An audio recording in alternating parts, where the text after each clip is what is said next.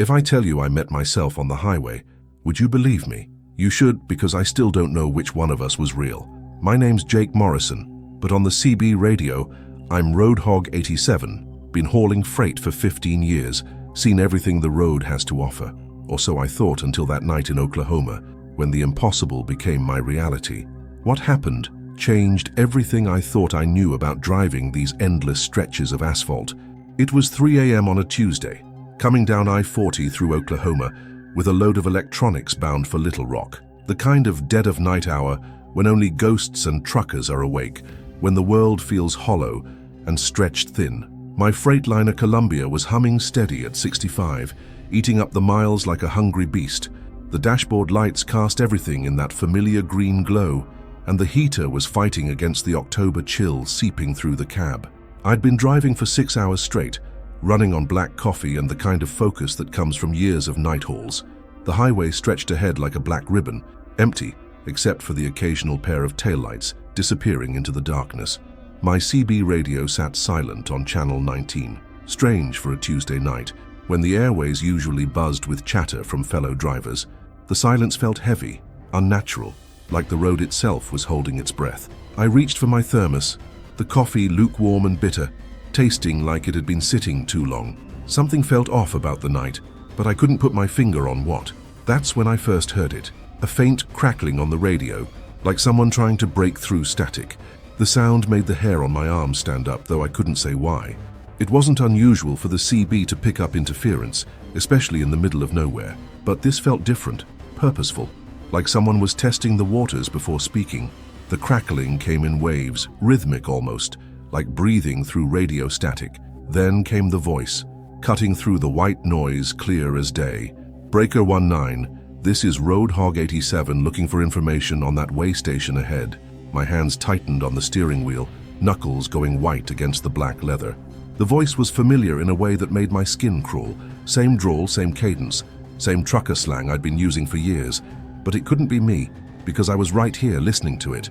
The coffee in my stomach turned to acid as I realized whoever was on that radio knew my handle. I keyed up the mic with a trembling finger, my mouth suddenly dry as Oklahoma dust.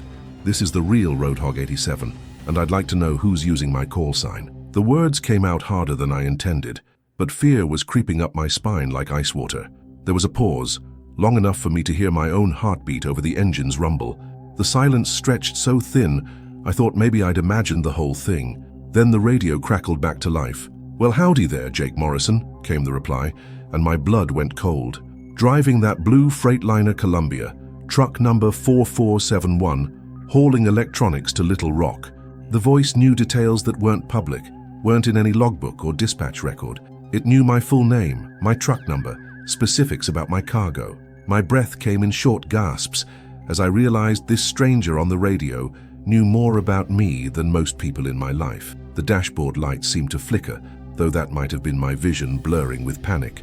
"Your wife, Sarah, maiden name Thompson, she's probably asleep right now in that little blue house on Maple Street." The voice continued, conversational and calm like we were old friends catching up. My hands were shaking now, the steering wheel slippery with sweat despite the cold. Nobody should know Sarah's maiden name, especially not some random trucker on the CB. I thought about my wife sleeping safely in our bed, 3 states away, and felt sick to my stomach. The engine seemed to grow louder, or maybe it was just the blood pounding in my ears. I grabbed the CB mic again, my voice cracking with fear and anger. "Who the hell is this? How do you know these things?" The radio stayed silent for what felt like an eternity, just the whisper of static and the hum of tires on asphalt. My rearview mirror showed nothing but darkness behind me. No headlights, no sign of another truck, but I could feel it. That prickle on the back of your neck when you know someone's watching. The feeling that something was out there in the dark, matching my speed, staying just out of sight. Then I saw them, a pair of headlights in my side mirror, maybe a quarter-mile back, keeping perfect pace with my rig.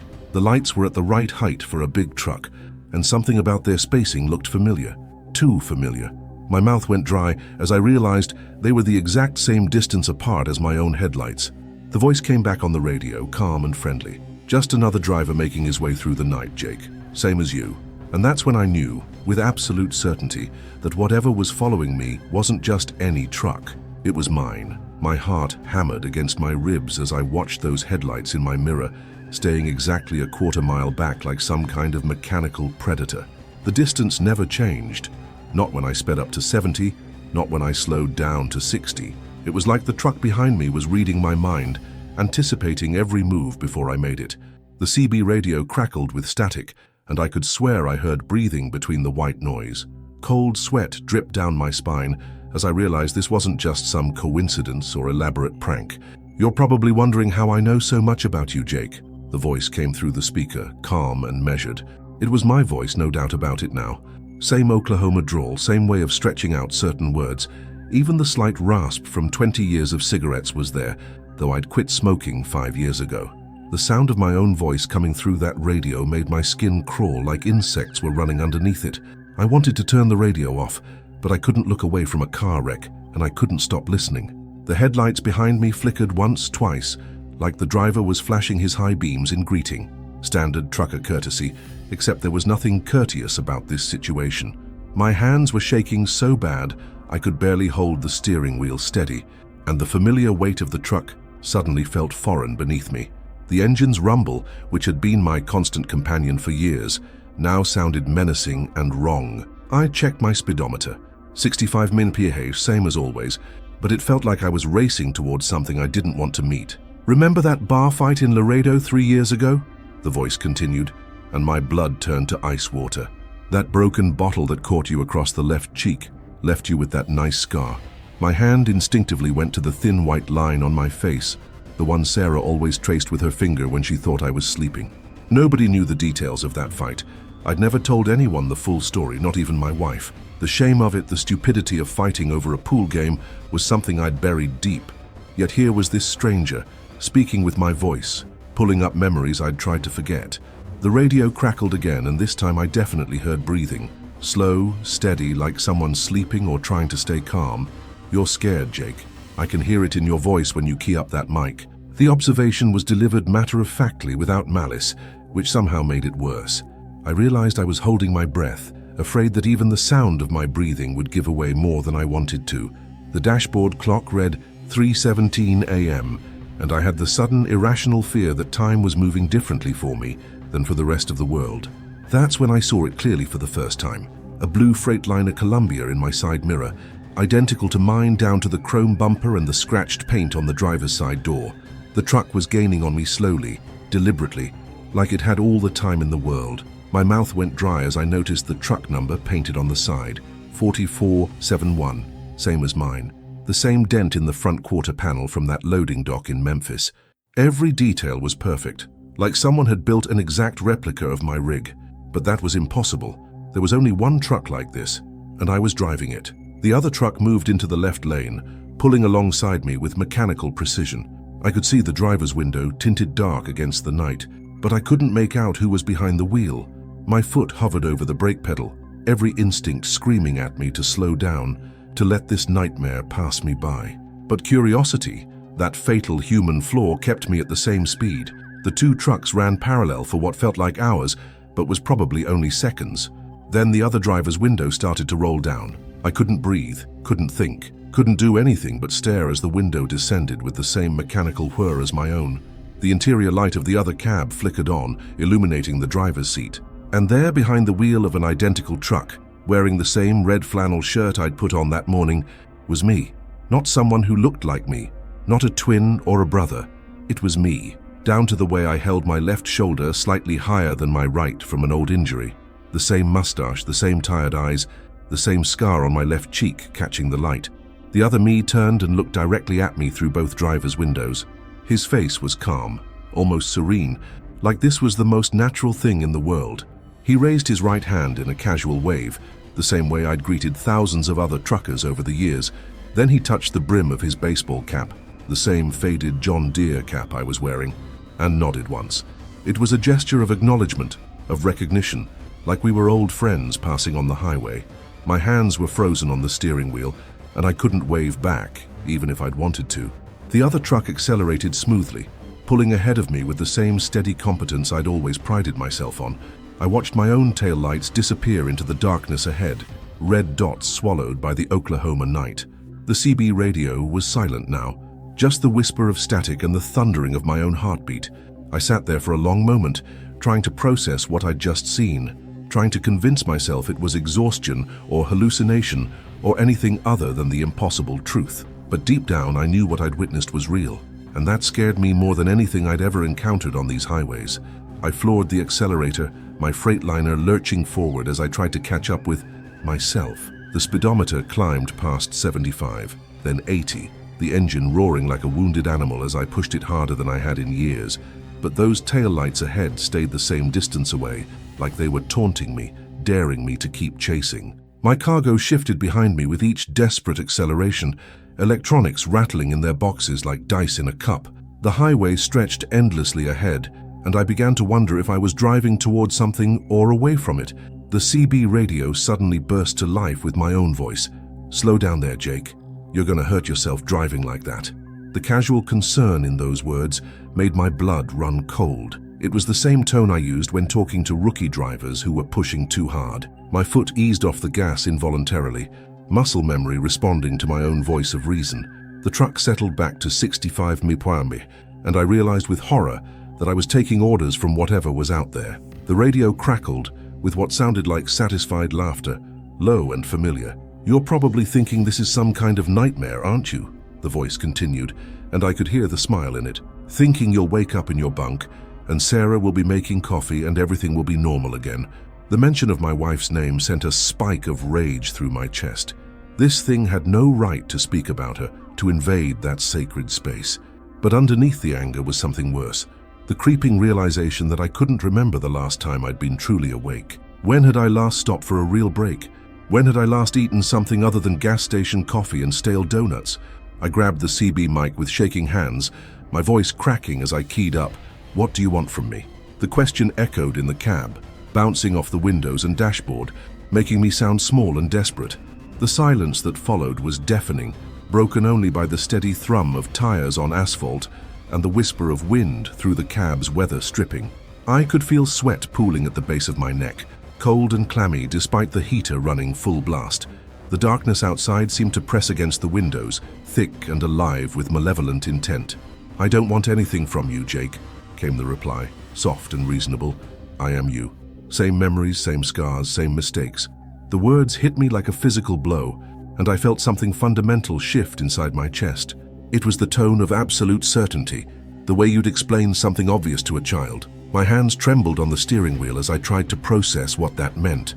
If this thing was me, then what did that make me? The question looped in my head like a broken record, each repetition making less sense than the last. The next exit sign appeared in my headlights. Truck stop, food, fuel, 2 miles. I'd never been so grateful to see civilization in my entire life. My turn signal clicked rhythmically as I moved into the right lane, each blink counting down the seconds until I could escape this nightmare. The exit ramp curved away from the highway like a lifeline, and I took it faster than I should have, my trailer swaying slightly behind me. The CB radio crackled one more time. "See you around, Jake." Then nothing but static and the sound of my own ragged breathing. The truck stop blazed with fluorescent light, a beacon of normalcy in the Oklahoma darkness. I pulled into the parking area and killed the engine, my hands shaking so badly I could barely turn the key. The sudden silence was overwhelming after hours of road noise and radio chatter. Other trucks sat scattered around the lot like sleeping giants, their drivers presumably lost in dreams that made more sense than my waking reality. I stumbled out of the cab, my legs weak and unsteady, and immediately pulled out my cell phone to call dispatch. "Morrison here," I said when the dispatcher picked up, trying to keep my voice steady. "I need to report something strange that just happened on I-40. There was a pause, then the sound of typing on a keyboard.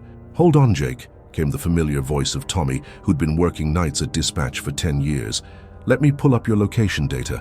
The typing continued, and I could hear him breathing through the phone. The parking lot lights buzzed overhead, casting everything in harsh white light that made the shadows seem deeper and more threatening.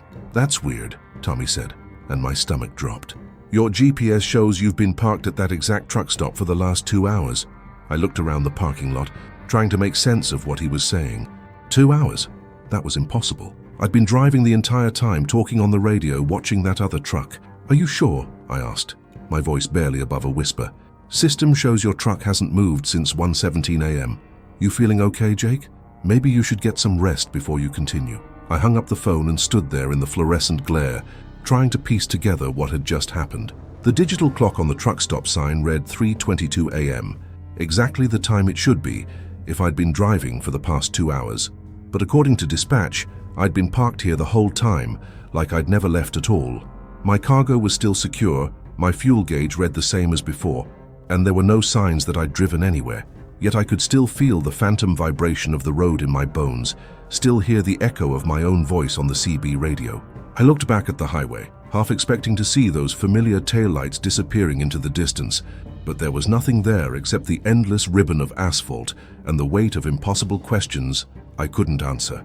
I stood in that truck stop parking lot for what felt like hours, staring at my rig like it might suddenly confess its secrets. The chrome bumper reflected the fluorescent lights in fragmented patterns, and I found myself searching for any sign that I'd imagined the whole thing.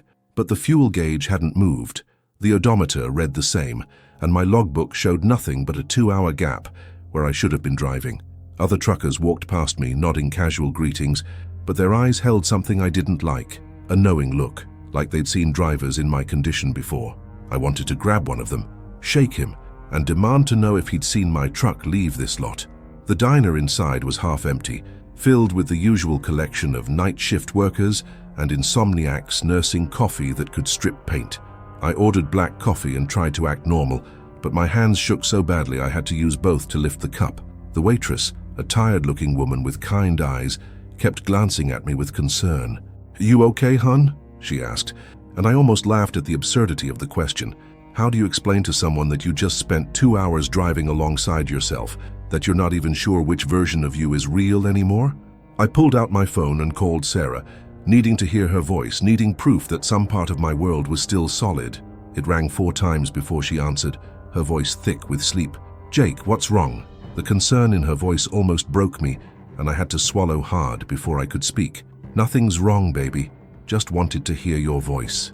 There was a pause, and I could picture her sitting up in bed, checking the clock, worry creasing her features. "It's almost 4 in the morning. Are you sure you're okay?" I wasn't sure of anything anymore, but I couldn't tell her that. After hanging up, I sat there staring at my reflection in the diner window, trying to find some flaw, some sign that I was the copy instead of the original. The scar on my left cheek caught the light, just like it had in the other truck, and I traced it with my finger, remembering the weight of broken glass and the taste of blood. Every detail was exactly as it should be, but that didn't comfort me anymore. If I could be perfectly replicated, down to every memory and scar, then what made me real? What made me Jake Morrison instead of just another ghost haunting the highways? The CB radio in my truck crackled to life as I climbed back into the cab, and I froze with my hand on the door handle. Channel 19 was alive with chatter now, normal trucker conversation about road conditions and way stations. But underneath the familiar voices, I could swear I heard something else. A whisper of static that sounded like breathing, like someone listening in on every conversation. I turned the radio off, but the silence that followed was worse than the static. It was the silence of being watched, of being known by something that shouldn't exist. I started the engine and pulled back onto I-40, determined to finish my run to Little Rock like nothing had happened. But every mile marker felt like a countdown to something I couldn't name, and every shadow in my mirrors made me flinch. The highway stretched ahead, familiar and foreign at the same time, and I found myself checking the GPS obsessively, making sure I was actually moving. The green dot crept slowly eastward, but I no longer trusted even that simple confirmation of my existence. What if the GPS was lying? What if I was still parked back at that truck stop dreaming of forward motion? 3 hours later, I reached the delivery point in Little Rock, and the loading dock workers treated me like any other driver making a routine delivery. They unloaded my cargo with mechanical efficiency, had me sign the paperwork, and sent me on my way. But as I walked back to my truck, I noticed something that made my blood run cold. There in the dust on my trailer door was a handprint, the same size as mine but made from the inside, as if someone had pressed their palm against the metal from within the trailer. The electronics I'd been hauling were gone, but someone had left their mark behind. I drove to a truck stop outside Little Rock and called dispatch again, my voice steady despite the chaos in my head. "Morrison here. Delivery completed, but I need to report something about my cargo." Tommy's voice came through the phone, tired but professional. "What's the issue, Jake?" I took a deep breath, trying to find words for the impossible. Tommy, what exactly was I hauling? Can you check the manifest? There was a pause, the sound of typing, then silence that stretched too long. Jake, there's no record of any cargo for your truck this week. System shows you've been running empty since Tuesday. The phone slipped from my numb fingers and clattered to the floor of the cab. No cargo, no delivery, no record of the electronics. I'd just watched them unload. I looked back at the loading dock, but it was empty now, just concrete and shadows in the early morning light. The handprint on my trailer door had vanished, leaving only clean metal and the growing certainty that I was losing my grip on reality. I picked up the phone and heard Tommy's voice, distant and concerned. Jake, you still there? Maybe you should come in. Let us check you out. I hung up and sat in the cab as the sun rose over Arkansas, painting the sky in shades of pink and gold that should have been beautiful. But all I could think about was the other me, somewhere out there on the highways, probably making his own deliveries, having his own conversations with dispatch. Maybe he was the real Jake Morrison, and I was just an echo, a shadow cast by headlights on a lonely stretch of road. The CB radio stayed silent, but I could feel it waiting, patient as a predator, ready to crackle to life with my own voice, asking questions I didn't want to answer. And somewhere in the distance, I could swear I heard the rumble of a blue Freightliner Columbia, identical to mine, carrying cargo that didn't exist to places that weren't on any map. That was 6 months ago, and I'm still driving these highways, still hauling freight like nothing ever happened. But everything changed that night in Oklahoma, in ways I'm still discovering. I avoid I-40 through that stretch now, taking longer routes that cost me time and fuel, but some prices are worth paying. My dispatcher thinks I'm getting paranoid in my old age, and maybe I am, but paranoia is just another word for paying attention, and I've learned to pay attention to things most people ignore.